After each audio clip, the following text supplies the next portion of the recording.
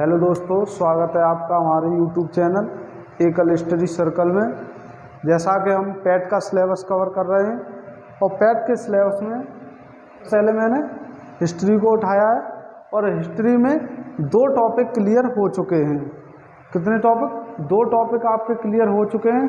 तीसरा टॉपिक है हमारा बौद्ध धर्म। तीसरा टॉपिक कौन सा है? बौद्ध धर्म। तो आज हमारी बौद्ध धर्म की क्लास होगी।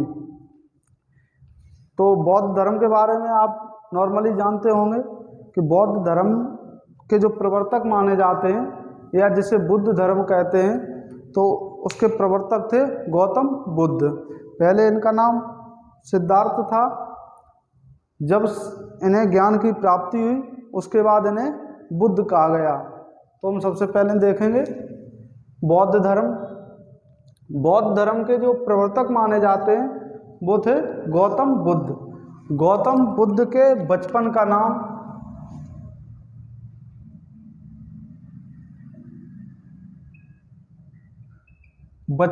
नाम जो था वो था सिद्धार्थ। यानी क्वेश्चन आपसे पूछा जाए कि गौतम बुद्ध के बचपन का क्या नाम था, तो गौतम बुद्ध के बचपन का नाम था सिद्धार्थ। गौतम बुद्ध का जन्म 563 गौतम बुद्ध का जन्म 563 ईसा पूर्व लुम्बिनी में, लुम्बिनी नामक ग्राम था। यह कपिलवस्तु के निकट था। कपिलवस्तु यानी ये कपिलवस्तु क्यों बताया? क्योंकि कभी कभी ऑप्शन में लुम्बिनी न देकर कपिलवस्तु देता है। क्वेश्चन आपसे डायरेक्ट पूछा जाए कि गौतम बुद्ध का जन्म कहाँ हुआ था, तो लुम्बिनी भी दे सकता है ऑप्शन में कपिलवस्तु भी दे सकता है। गौतम बुद्ध के यानी कि सिद्धार्थ के पिता कौन थे? तो शुद्धोधन। शुद्धोधन शाक्य गणराज्य से थे। पिता शुद्धोधन शाक्य गणराज्य से थे और माता महामाया, यानी कि इनकी पहली माता की बात करें, इनकी माता थी महामाया, जो कौलीय गणराज्य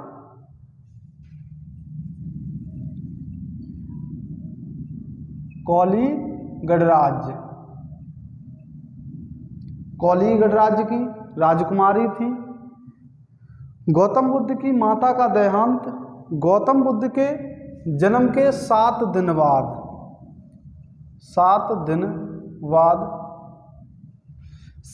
बाद ही इनकी माता महामाया का देहांत हो गया था। तो इनके पिता ने, इनकी एक मौसी थी प्रजापति गौतमी। कौन थी? मौसी थी प्रजापति गौतमी।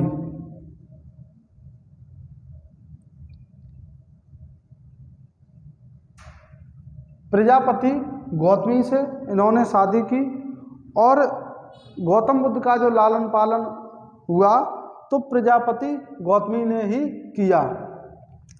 इनकी पत्नी का नाम यशोधरा था और इनके पुत्र का नाम राहुल था।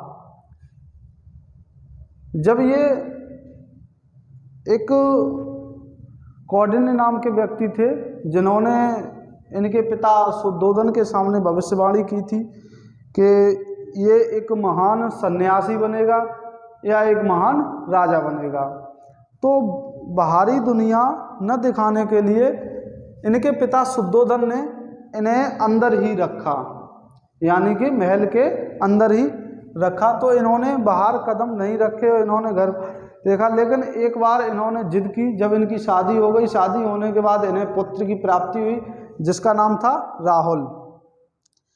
पुत्र की प्राप्ति के बाद जब ये राजा का पुत्र ही राज्य की देखरेख करता है, राजकुमारी देखरेख करता है बाद में, राजा के बाद जब इनको गद्दी पर बैठाने की बात चली तो इन्होंने कहा कि मुझे एक बार अपने राज्य का भ्रमण करना है।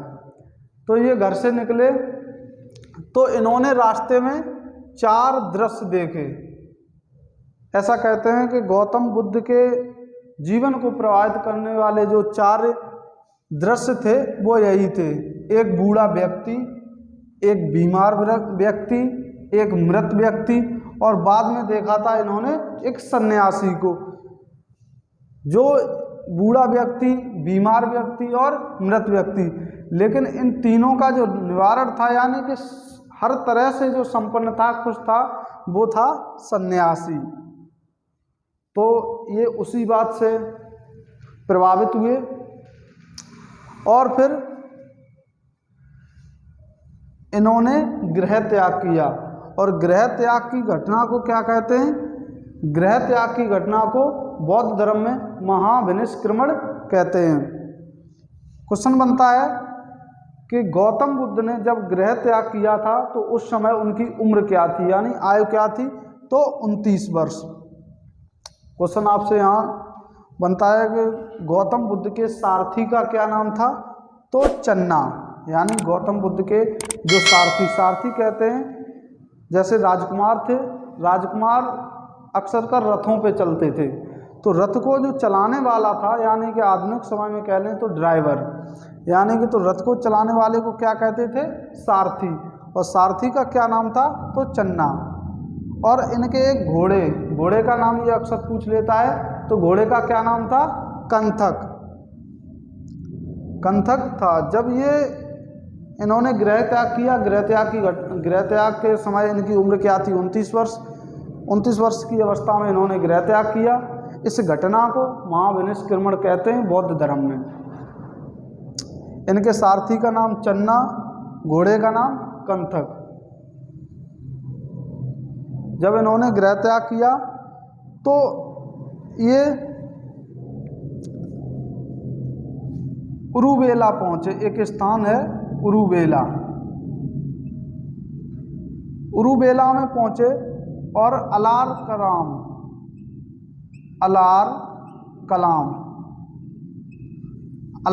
कलाम नामक व्यक्ति से मिले। ऐसा माना जाता है कि अलार कलाम ही इनके प्रथम गुरु थे। यानी कि क्वेश्चन आपसे ये बने कि गौतम बुद्ध के प्रथम गुरु का क्या नाम था? तो अलार कलाम। गौतम बुद्ध के प्रथम गुरु का क्या नाम था? तो अलार कलाम से जब मिले तो इन्होंने उरुवेला में ही, उस समय जब संन्यास धारण करते थे तो तपस्या करते थे। तपस्या किस लिए की जाती थी? ज्ञान प्राप्ति के लिए। तो इन्होंने उरुवेला में ही एक नदी है निरंजना नदी। कौन सी नदी है? निरंजना नदी। निरंजना नदी के पास बैठकर पीपल वृक्ष के नीचे एक स्थान चुना जाता है तपस्या करने के लिए, सही स्थान देखा जाता है। तो इन्होंने निरंजना नदी के पास में बैठकर पीपल वृक्ष के नीचे तपस्या करने का निर्णय लिया। पीपल वृक्ष के नीचे तपस्या करने का निर्णय लिया तो इनके पास ही 5 ब्राह्मण और तपस्या कर रहे थे, यानी कि ज्ञान प्राप्ति के लिए तपस्या कर रहे थे। वो 5 ब्राह्मण कौन कौन से थे? 5 ब्राह्मण थे अज, असाज, भद्द और कौंड और बज। यानी कि क्वेश्चन आपसे पूछा जा सकता है कि गौतम बुद्ध जब तपस्या करने के लिए बैठे थे तो उनके साथ और कौन 5 ब्राह्मण बैठे हुए थे? आपसे क्वेश्चन में 3 ऑप्शन ये दे देगा और 1 ऑप्शन अन्य दे देगा और पूछेगा कि कौन गौतम बुद्ध के साथ तपस्या करने के लिए नहीं बैठा था। तो आपका आंसर वही होगा। 5 ब्राह्मण थे अज, असाज, भद्द और कौंडिन्य और बज। 29 वर्ष की अवस्था में ये ज्ञान प्राप्ति के लिए घर से निकले थे। ऐसा बताया जाता है कि 7 वर्ष, कहीं कहीं ये 6 वर्ष भी दिया हुआ है कि 7 वर्ष या 6 वर्ष की कठिन तपस्या के बाद इन्हें ज्ञान की प्राप्ति हुई। ज्ञान प्राप्ति के समय इनकी उम्र 35 वर्ष। ज्ञान प्राप्ति के समय गौतम बुद्ध की उम्र क्या थी? तो 35 वर्ष। जब ज्ञान प्राप्त होता है तो उसके बाद हम लोगों को उसके बारे में बताते हैं। तो ऐसे ही इन्होंने प्रथम उपदेश किसको दिया, यानी कि सबसे पहले किन लोगों को बताया, तो तपस्सु और भल्लिक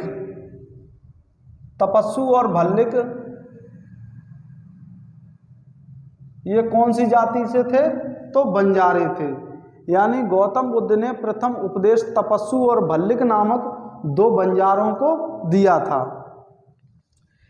अगर आपसे क्वेश्चन पूछा जाए कि दूसरा उपदेश किसे दिया था, तो 5 ब्राह्मणों को। ये जो ब्राह्मण थे, दूसरा उपदेश गौतम बुद्ध ने इन 5 ब्राह्मणों को दिया था, जिन्हें पंचबग्गी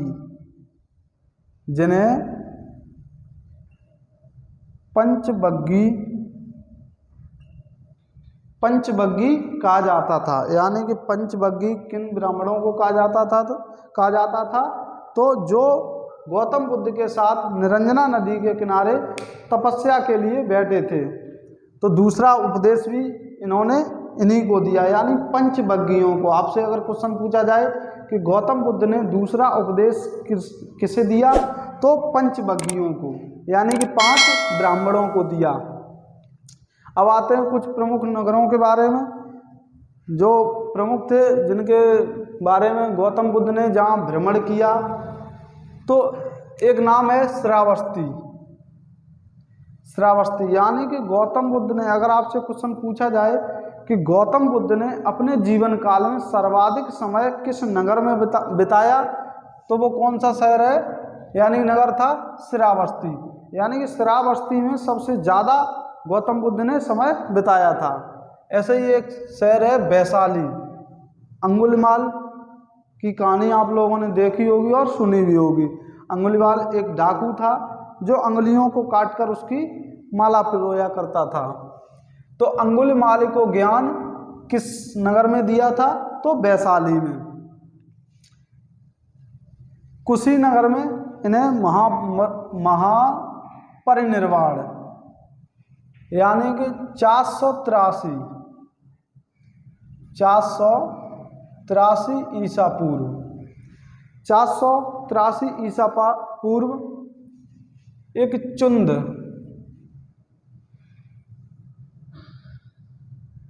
चुंद नाम का सुनार, कहीं कहीं सुनार और कहीं कहीं लोहार, कई एक किताब हैं अलग अलग इतिहासकारों ने लिखी हैं। तो कहीं कहीं ये चुंद जो है सुनार के रूप में मिलता है और कहीं लोहार के रूप में मिलता है। ऐसा माना जाता है कि 483 ईसा पूर्व में इनको महापरिनिर्वाण प्राप्त हुआ था, यानी कि मृत्यु हुई थी।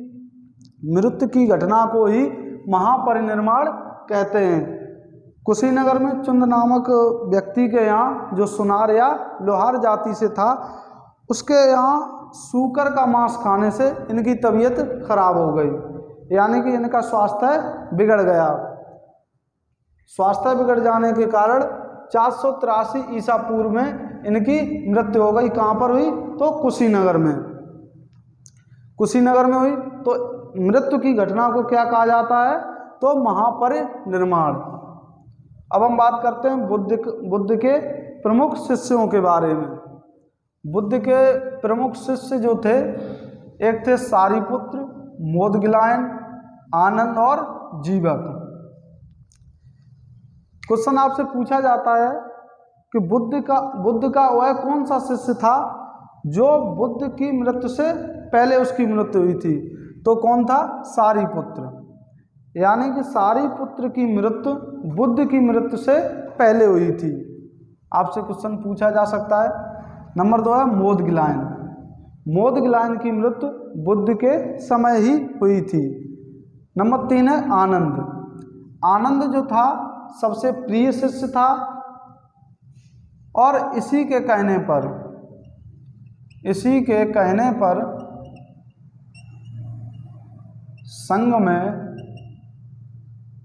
पहले संघ में स्त्रियों का प्रवेश नहीं था, लेकिन आनंद जो सबसे प्रिय शिष्य था, इसके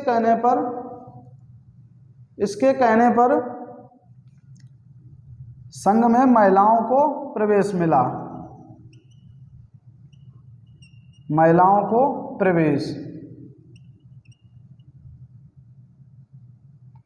महिलाओं को प्रवेश। क्वेश्चन ये भी बन सकता है कि यह प्रवेश कहाँ पर, यानी कि संघ जो था वो कहाँ चल रहा था, तो वैशाली में। वैशाली में महिलाओं को संघ में प्रवेश करने की अनुमति दी गई। पहली कौन महिला थी, तो प्रजापति गौतमी।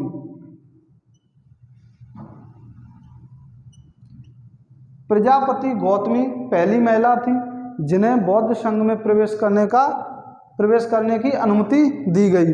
और दूसरी महिला थी आम्रपाली। आम्रपाली जो एक वैश्या थी। पहली प्रजापति गौतमी जिन्हें बौद्ध संघ में प्रवेश करने की अनुमति दी गई, कहाँ पर, तो वैशाली में। किसके कहने पर, तो आनंद एक शिष्य था गौतम बुद्ध का, जिसके कहने पर संघ में महिलाओं को प्रवेश की अनुमति दी गई। नंबर 4 है जीवक। जीवक भी गौतम बुद्ध के शिष्य थे और एक वैद्य थे। जीवक के बारे में ऐसा कहा जाता है कि ये एक नगर वधू यानी कि वेश्या के पुत्र थे। तो वेश्या के पुत्र होने के कारण वेश्या ने इन्हें लोकलाज के कारण जंगल में फेंक दिया था। तो जंगल में फेंकने के बाद बिंबिसार के पुत्र अभय ने इनका लालन पालन किया। अभय जो कि बिंबिसार का पुत्र था, इसने जीवक का लालन पालन किया। और उस समय तक्षशिला का सबसे बड़ा, यानी कि ऐसे कह लें कि सबसे प्रसिद्ध प्रमुख जो वैद्य बना वो बाद में जीवक बना, जिसका लालन पालन किसने किया था, अभय नामक एक राजकुमार ने। राजा का पुत्र राजकुमार कहलाता है। ऐसे ही 4 आर्य सत्य हैं बौद्ध धर्म में। 4 आर्य सत्य बताए गए। दुख, नंबर 2 दुख समुदाय, नंबर 3 दुख निरोध, नंबर 4 है दुख निरोध प्रतिपदा गामिनी। ये बौद्ध धर्म में 4 दुख बताए, यानी कि 4 आर्य सत्य बताए गए हैं। इनके निवारण के लिए, ये जो 4 आर्य सत्य हैं, इनके निवारण के लिए अष्टांगिक मार्ग,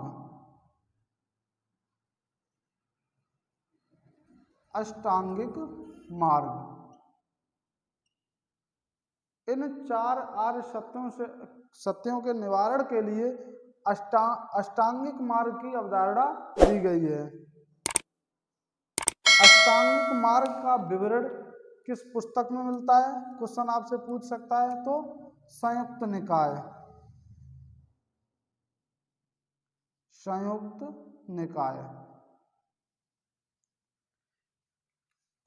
यानी क्वेश्चन आपसे बने 4 आर्य सत्य कौन से हैं, तो नंबर 1 दुख समुदाय, दुख निरोध प्रतिपदा गामिनी।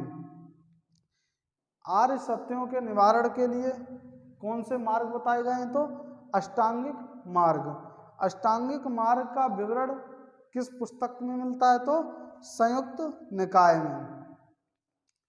अब हम चलते हैं बौद्ध धर्म में, यानी कि बुद्ध की मृत्यु के बाद जो संज्ञा हुई, जब बुद्ध उपस्थित थे तो उस समय सम्मेलन यानी कि संघ बना हुआ था। और जब ये उपदेश की बात करते हैं, जब संघ बन गया था तो उस समय जैसे आजकल कोई भी पुजारी कह लें या फिर कथावाचक कह लें, आप दरबार लगाते हैं, कथावाचन होता है, भागवत होती है, तो उसमें व्यक्ति पहुंचते हैं और उनकी वाणियों को सुनते हैं, यानी कि उनके उपदेशों को सुनते हैं। लेकिन यहाँ तक आते हुए संघ खत्म हो चुका था। तो जो उस समय के राजा थे, तो वो जो बौद्ध धर्म अच्छे से पढ़ चुके थे, यानी कि जान चुके थे, उनके संरक्षण में संगीतियाँ होती थी। तो कुल 4 संगीतियाँ हुई, यानी कि बौद्ध संगीतियाँ सम्मेलन कह सकते हैं इन्हें। तो कितनी या फिर बैठक कह सकते हैं, तो कितनी हुई है? 4, 1 2 3 और 4। 4 कब हुई हैं? क्वेश्चन पूछ सकता है कि पहली संगीत किस समय हुई, किस काल में हुई? तो 483 ईसा पूर्व में। गौर से देखिएगा, पहली संगीत 483 ईसा पूर्व में। कहाँ पर हुई? तो राजगृह में। उस समय शासक कौन था? तो अजातशत्रु। संगीत का अध्यक्ष किसे बनाया गया था? तो महाकश्यप को। प्रथम बौद्ध संगीत कहाँ हुई? 483 ईसा पूर्व में, राजगृह में। प्रथम बौद्ध संगीत के समय शासक कौन था? तो अजातशत्रु। प्रथम बौद्ध संगीत का अध्यक्ष कौन था? तो महाकश्यप। अब बात करते हैं दूसरी बौद्ध संगीत, यानी कि दूसरी बौद्ध संगीत कब हुई? 383 ईसा पूर्व में। कहाँ पर हुई? तो वैशाली में। उस समय शासक कौन था? तो कालाशोक। और दूसरी बौद्ध संगीत का अध्यक्ष कौन था? तो शुभकामी। तीसरी बौद्ध संगीत की बात करते हैं। कहीं कहीं इसमें 243 ईसा पूर्व लिखा है और कहीं कहीं 251 ईसा पूर्व लिखा है। कौन से स्थान पर हुई? तो पाटलिपुत्र पर। पाटलिपुत्र नगर में तीसरी बौद्ध संगीत हुई। उस समय शासक कौन था? तो अशोक। यानी कि तीसरी बौद्ध संगीत किसके शासन काल में हुई? तो अशोक के। तीसरी बौद्ध संगीत में संगीत का अध्यक्ष कौन था? तो मोगलीपुत्र। चौथी बौद्ध संगीत की बात करते हैं, तो चौथी बौद्ध संगीत का जो समय था वो प्रथम शताब्दी माना जाता है। प्रथम शताब्दी में कहाँ पर हुई? तो कुंडलवन में। कुंडलवन जगह कहाँ पड़ती है? तो कश्मीर में। कुंडलवन जगह आधुनिक समय में कहाँ पड़ती है? तो कश्मीर में। चौथी बौद्ध संगीत के समय कौन शासक था? तो कनिष्क। और अध्यक्ष कौन था? तो वसुमित्र। यानी चौथी बौद्ध संगीत के समय शासक कनिष्क और अध्यक्ष वसुमित्र। लेकिन यहाँ उपाध्यक्ष को भी कभी कभी पूछ लेता है। उपाध्यक्ष थे अश्वघोष। अश्वघोष यानी कि चौथी बौद्ध संगीत के अध्यक्ष थे वसुमित्र और उपाध्यक्ष थे अश्वघोष। अब बात करते हैं हम बौद्ध साहित्य की। बौद्ध साहित्यों में सुत्त पिटक, विनय पिटक और अभिधम्म पिटक, इन तीनों को त्रिपिटक भी कहा जाता है। क्या कहा जाता है इन तीनों को? त्रिपिटक। यानी कि आपसे पूछ लिया जाए कि बौद्ध धर्म के त्रिपिटक कौन कौन से हैं, तो सुत्त पिटक, विनय पिटक और अभिधम्म पिटक। ये पुस्तकें हैं, इसमें बौद्ध धर्म के बारे में बताया गया है। यानी किस पुस्तक में क्या बताया गया है, ये हम आपको बताएंगे। बुद्ध धर्म का सुत्त पिटक को इंसाइक्लोपीडिया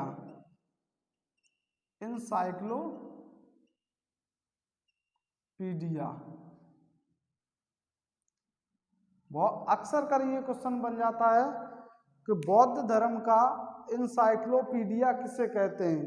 किसे कहते हैं? तो सुत्त पिटक को। विनय पिटक में किसके बारे में बताया गया है? तो संघ के नियम, यानी कि जो उस समय संघ के नियम बनाए गए थे उनके बारे में किस पुस्तक में बताया गया है, किस पिटक में बताया गया है? तो विनय पिटक में। यह कितने भागों, विनय पिटक कितने भागों में विभाजित है? तो 5 भागों में विभाजित है। नंबर 3 बात करते हैं अभिधम्म पिटक। यानी कि अभिधम्म पिटक में दार्शनिक सिद्धांतों का जो विवरण मिलता है वो अभिधम्म पिटक में मिलता है। बौद्ध साहित्य में एक पुस्तक है अंगुत्तर निकाय। अंगुत्तर निकाय में 16 महाजनपदों का वर्णन मिलता है। यानी कि क्वेश्चन आपसे पूछा जाए कि बौद्ध साहित्य में, यानी कि बौद्ध साहित्य में वह कौन सी पुस्तक है जिसमें 16 महाजनपदों का विवरण मिलता है, तो अंगुत्तर निकाय। नंबर आगे है ललित विहार, यानी कि ललित विहार पुस्तक में गौतम बुद्ध को लाइट ऑफ एशिया कहा गया है। ललित विहार पुस्तक में आपसे क्वेश्चन पूछ सकता है कि गौतम बुद्ध को लाइट ऑफ एशिया किस पुस्तक में कहा गया है, तो ललित विहार पुस्तक में कहा गया है। यहाँ मैंने 2-3 पॉइंट छूट गए हैं, वो कहीं हम बताएंगे कि गौतम बुद्ध को ज्ञान प्राप्ति के बाद बुद्ध कहा गया। और जो पीपल वृक्ष मैंने बताया था, यहाँ आपको बताया था कहीं, पीपल वृक्ष, ज्ञान प्राप्ति के बाद इस पीपल वृक्ष को बोधि वृक्ष कहा गया। और जो गया स्थान था, गया आधुनिक समय में बिहार में पड़ता है, उसे बोधि गया कहा गया है। एक बार हम पूरे का रिवीजन करते हैं, उसके बाद क्लास खत्म करेंगे। सबसे पहले हम आज का हमारा टॉपिक क्या था, बौद्ध धर्म। बौद्ध धर्म के प्रवर्तक किसे मानते हैं, तो गौतम बुद्ध को। गौतम बुद्ध के बचपन का नाम क्या था, सिद्धार्थ। इनका जन्म कब हुआ था, 563 ईसा पूर्व में लुम्बिनी में। कपिलवस्तु के निकट एक स्थान था लुम्बिनी में। यानी कि अगर ऑप्शन में आपको कपिलवस्तु मिल जाए तो कपिलवस्तु को टिक करेंगे, और लुम्बिनी मिल जाए तो लुम्बिनी को। इनके पिता का नाम शुद्धोधन था, जो शाक्य गणराज्य के राजा थे। इनकी माता का नाम महामाया था, जो कौली गणराज्य की राजकुमारी थी। इनके जन्म के 7 दिन बाद इनकी माता का देहांत हो गया।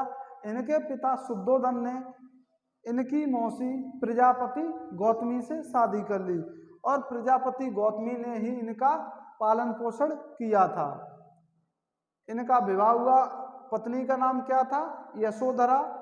इनको इनसे एक पुत्र की प्राप्ति हुई, जिसका नाम था राहुल। मैंने आपको बताया था कि ये घर के अंदर ही रहते थे, और एक दार्शनिक कह लें या फिर विद्वान कह लें, जिन्होंने इनके बारे में एक भविष्यवाणी की थी कि यह लड़का या तो एक बहुत बड़ा सन्यासी बनेगा या बहुत बड़ा राजा बनेगा। तो इस डर से इनके पिता ने घर के अंदर ही इनको रखा, यानी कि बाहरी दुनिया से नहीं परिचित कराया। तो जब ये बाहर निकले, राजकुमार राजा बनने का जब समय आया, तो इन्होंने कहा कि मैं एक बार अपने राज्य का भ्रमण करूंगा। तो जब ये भ्रमण करने के लिए निकले, तो इन्होंने 4 दृश्य देखे, जिनसे प्रभावित होकर ही इन्होंने गृह त्याग किया था, यानी कि संन्यास को चुना था। तो इन्होंने सबसे पहले बूढ़े व्यक्ति को देखा, उसके बाद बीमार व्यक्ति को देखा, फिर मृत व्यक्ति को देखा, उसके बाद सन्यासी को देखा, जो सबसे सुखी था, यानी कि सन्यासी सबसे सुखी था। जब इन्होंने गृह त्याग किया, तो उस समय इनकी आयु क्या थी, 29 वर्ष। गृह त्याग की घटना को हम महाविनिष्क्रमण कहते हैं। इनके सारथी का नाम मैं बता चुका हूँ, सारथी किसे कहते हैं, तो आधुनिक समय में ड्राइवर बोल सकते हैं, और उस समय रथ को चलाने वाले को सारथी कहते थे। तो सारथी कौन था, चन्ना, यानी कि सारथी का क्या नाम था, चन्ना। घोड़े का नाम क्या था, कंथक। जब ये गृह त्याग यानी कि घर से निकले, तो रूबेला के समीप पहुंचे और इन्हें अलार कलाम नामक एक व्यक्ति मिले, जो गौतम बुद्ध के प्रथम गुरु बताए जाते हैं। तो रूबेला में ही इन्होंने तपस्या करने का निर्णय लिया। निरंजना नदी के किनारे पीपल वृक्ष के नीचे ये बैठ गए, और वहीं पर इन्हें 5 ब्राह्मण मिले, अज, असाजी, भद्दी, कौंड और बज, जिन्हें पंचबग्गी भी कहा जाता है। इन्होंने जब ज्ञान प्राप्ति बताया जाता है कि 7 वर्ष, कहीं कहीं 6 वर्ष ही मिलता है, के बाद इन्हें 35 वर्ष की आयु में ज्ञान की प्राप्ति हुई है। ज्ञान प्राप्त होने के बाद इन्होंने प्रथम उपदेश तपस्सु और भल्लिक नामक 2 बंजारों को दिया। इनको सारनाथ, यानी क्वेश्चन आपसे ये भी पूछ सकता है कि गौतम बुद्ध ने प्रथम उपदेश कहाँ पर दिया था, तो सारनाथ में। प्रथम उपदेश तपस्सु और बाल्यक नामक 2 बंजारों को सारनाथ में दिया। दूसरा उपदेश इन पंचवग्गियों को दिया था, यानी 5 ब्राह्मणों को दिया था। कुछ प्रमुख नगर हैं जो गौतम बुद्ध के जीवन काल से जुड़े हुए हैं। श्रावस्ती, गौतम बुद्ध ने सर्वाधिक समय, यानी कि अपने जीवन काल का सर्वाधिक समय गौतम बुद्ध ने कहाँ बिताया, तो श्रावस्ती में। वैशाली, वैशाली में अंगुलीमाल को ज्ञान दिया था। कुशीनगर, कहते हैं कि चुंद नामक एक व्यक्ति था जो सुनार या कहीं कहीं लोहार भी मिलता है, इसके यहाँ सूकर का मांस खाने से इनका स्वास्थ्य खराब हो गया और स्वास्थ्य खराब होने के कारण कुशीनगर में इनकी 483 ईसा पूर्व में मृत्यु हो गई। बौद्ध धर्म में मृत्यु की घटना को, इस घटना को महापरिनिर्वाण कहते हैं। बुद्ध के प्रमुख शिष्य हैं नंबर 1 सारिपुत्र। सारिपुत्र की मृत्यु गौतम बुद्ध की मृत्यु से पहले हुई थी। अक्सर कर ये क्वेश्चन पूछता है एग्जाम में कि वह कौन सा शिष्य था जिसकी गौतम बुद्ध से पहले मृत्यु हुई थी, तो सारिपुत्र। उसके बाद मोदगिलायन, यानी कि बुद्ध के समय ही इसकी मृत्यु हुई। आनंद सबसे प्रिय शिष्य था। इसी के कहने पर संघ में सबसे पहले महिलाओं को प्रवेश दिया गया। कहाँ पर दिया गया, तो वैशाली में। प्रथम महिला कौन थी, तो इनकी गौतम बुद्ध की मौसी थी प्रजापति गौतमी, और दूसरी महिला थी आम्रपाली जो एक वैश्या थी। उसके बाद हम बात करते हैं 4 आर्य सत्यों की। दुख समुदाय, दुख निरोध और दुख निरोध प्रतिपदा गामिनी। इन 4 आर्य सत्यों का निवारण अष्टांगिक मार्ग बताए गए हैं। इनका निवारण अष्टांगिक मार्ग बताए गए हैं। अष्टांगिक मार्ग का विवरण संयुक्त निकाय पुस्तक में मिलता है। उसके बाद बौद्ध संगीतियाँ। प्रथम बौद्ध संगीत 483 ईसा पूर्व में कहाँ पर हुई, तो राजगृह में। शासक कौन था, अजातशत्रु। अध्यक्ष कौन था, तो महाकश्यप। दूसरी बौद्ध संगीत 383 ईसा पूर्व वैशाली में। शासक कालाशोक और अध्यक्ष सुब्बाकामी। तीसरी बौद्ध संगीत 247 में मिलता है और 251 में मिलता है। कहाँ पर हुई, तो पाटलिपुत्र में। और शासक कौन था, तो अशोक और अध्यक्ष मोगली पुत्रस। चौथी बौद्ध संगीत प्रथम शताब्दी ईसा पूर्व में। शासक कौन था उस समय, तो कनिष्क। कहाँ पर हुई, कुंडलवन कश्मीर में। इसके अध्यक्ष, चौथी बौद्ध संगीत के जो अध्यक्ष थे वो वसुमित्र थे और उपाध्यक्ष जो थे वो अश्वघोष थे। बौद्ध साहित्य की बात करते हैं तो इसमें 3 पिटक हैं, सुत्त पिटक, विनय पिटक और अभिधम्म पिटक। सुत्त पिटक को बौद्ध धर्म का इंसाइक्लोपीडिया कहते हैं और विनय पिटक में संघ के नियम के बारे में बताया गया है। यह 5 भागों में विभाजित है। अभिधम्म पिटक दार्शनिक सिद्धांत के बारे में बताया गया है। अंगुत्तर निकाय बौद्ध धर्म की ऐसी पुस्तक है जिसमें 16 महाजनपदों का विवरण मिलता है। आगे पुस्तक है एक ललित विहार में गौतम बुद्ध को लाइट ऑफ एशिया कहा गया है। बौद्ध धर्म के त्रिरत्न और माने जाते हैं। त्रिरत्न, वैसे तो त्रिरत्न अगर आपसे क्वेश्चन पूछा जाए कि कौन से धर्म से संबंधित है तो जैन धर्म से, लेकिन अगर जैन धर्म ऑप्शन में नहीं है या फिर डायरेक्टली क्वेश्चन पूछ ले तो बौद्ध धर्म के त्रिरत्न हैं बुद्ध, धम्म और संघ। ये बौद्ध धर्म के त्रिरत्न माने जाते हैं। तो आज का टॉपिक हमारा क्लियर हुआ। आज हम यहीं तक रखेंगे और आपसे एक गुजारिश है, अगर आपको हमारी मेहनत अच्छी लग रही हो तो हमें लाइक करें और अगर कंटेंट पसंद आ रहा हो तो हमारे चैनल को सब्सक्राइब करें एंड सभी दोस्तों को शेयर करें, ताकि जो भी हम पढ़ा रहे हैं पेट का सिलेबस पूरा कंप्लीट कराएंगे, ये हमारा वादा है आपसे।